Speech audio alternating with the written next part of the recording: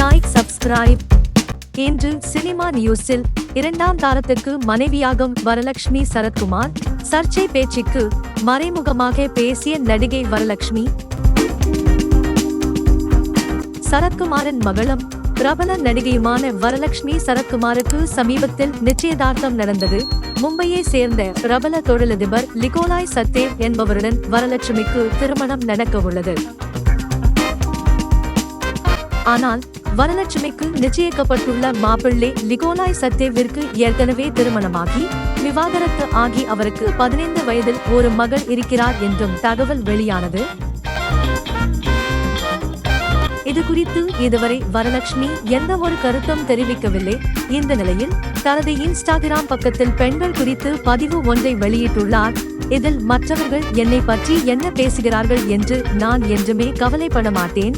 இப்படிதான் பெண்கள் எப்பவும் மற்றவர்கள் பற்றி கவலைப்படாமல் தைரியமாக இருக்க வேண்டும். உங்களுக்காக வாழுங்கள். நீ இதை செய்யாதே அதை செய்யாதே என்று சொல்கிறவர்கள் யாரும் உங்கள் வாழ்க்கை முழுதும் பயணிக்க மாட்டார்கள். நீங்கள் மட்டும்தான் உங்கள் வாழ்க்கையை உங்களுக்கு துணையாக நிற்கப் போகிறீர்கள் என கூறியிருந்தார். இரண்டாம் மனைவியாக வரலட்சுமி செல்ல போகிறார் என்ற சர்ச்சைக்கு இந்த பதிவை வெளியிட்டு மறைமுகமாக தனது பதிலடியை கொடுத்துள்ளார் வரலட்சுமி சரத்குமார். நமது சேனலை சப்ஸ்கிரைப் பண்ணுங்க. நன்றி.